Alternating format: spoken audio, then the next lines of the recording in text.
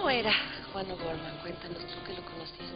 Era un hombre muy bondadoso y sobre todo muy culto. Tenía un concepto de la cultura como una forma de vida, no como un conocimiento de cosas o de libros.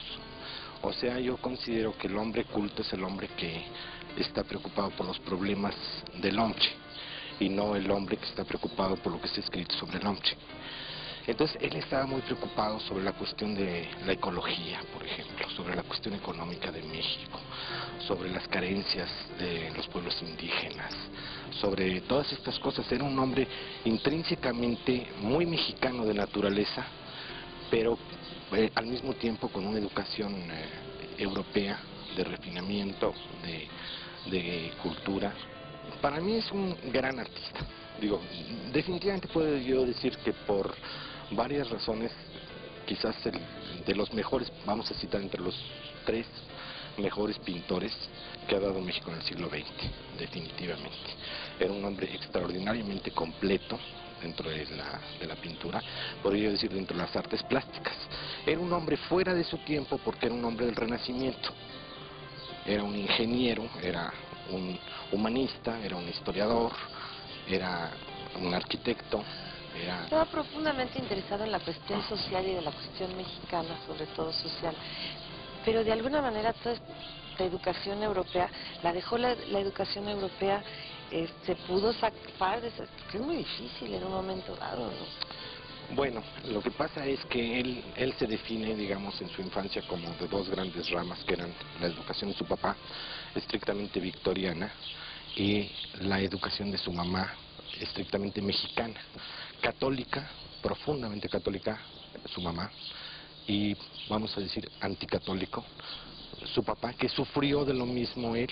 O sea, los abuelos de Juan también tenían esta doble coyuntura religiosa.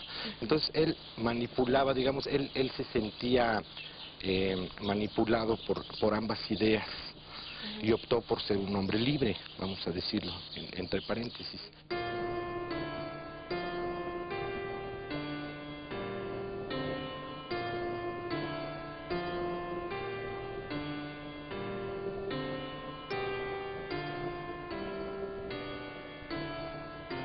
Juan O'Gorman inicia formalmente como muralista en 1924 al decorar 3 pulquerías propiedad del arquitecto Tarditi. Generalmente decora con flores, figuras mexicanas.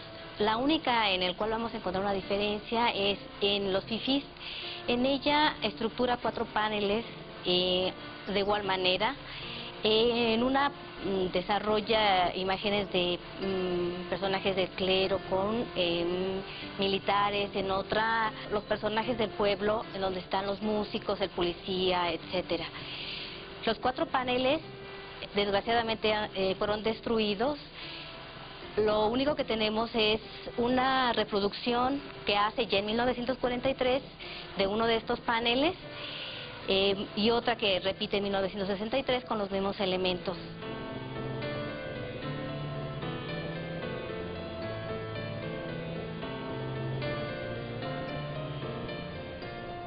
Por esta época también decora la Biblioteca Pública de Azcapotzalco.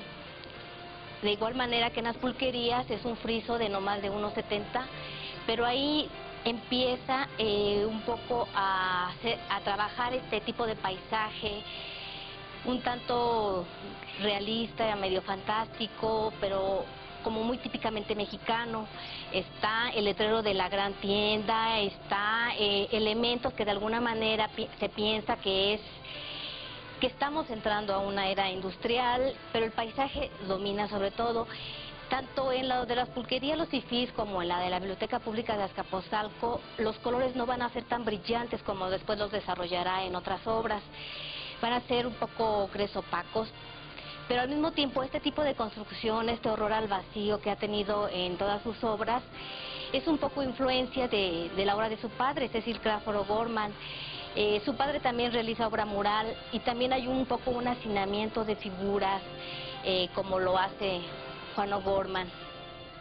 Su padre tenía un carácter como que vamos, lo intimidaba mucho. Y él, su lucha, inclusive yo me atrevo a decir que empezó a pintar por ser rebelde en contra de la figura paterna. ¿Cómo rompió con su padre? Después, cuando se fue con Diego, ¿o ¿cómo fue que rompió? Bueno, exactamente empezó él a hacer una serie de cosas. Por ejemplo, empezó a pintar pulquerías para la finura, digamos, victoriana y la educación. El ir a una pulquería a pintar no era precisamente lo más ortodoxo que podía ser un muchacho, ¿no? En la escuela de arquitectura se empezó a llevar con una serie de compañeros. Tuvo una novia que era la hermana de un boxeador. Entonces toda esta cosa de imagen antisocial que hacía era un poco por darle en la torre al papá.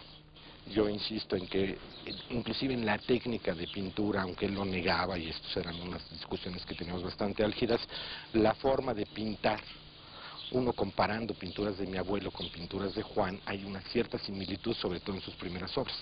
Definitivamente lo digo, y que me perdone. Se está Donde revolcando ahorita. pues que se sigue revolcando, porque estas discusiones las tenía yo abiertamente con él.